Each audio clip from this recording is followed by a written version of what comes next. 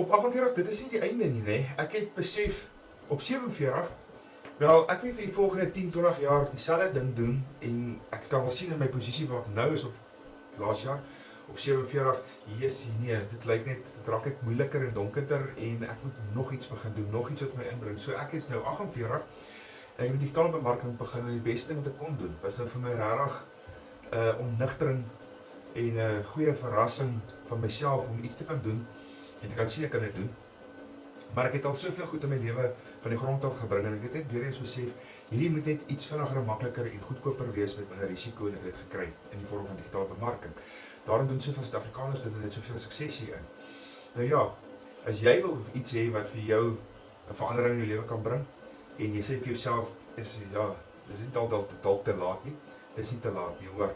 Dit is eintlik 'n goeie tyd om nog iets te begin in hierdie tyd wat alles so duur is, kostes, dramas het. Ek het net wegbeweeg van 'n tradisionele besigheid na 'n meer samevattende besigheid wat 'n ou van 'n foon af doen sonder hense klomp insetkostes en uitgawes. Dit is so eenvoudig soos dit. Sit vir my tyd sommer in die comments.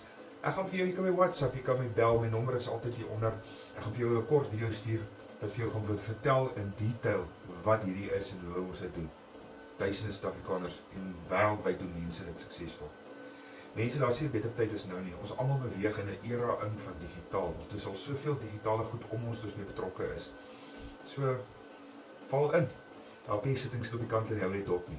Begin vir jouself 'n inkomste bou. Lekker dag, bye bye.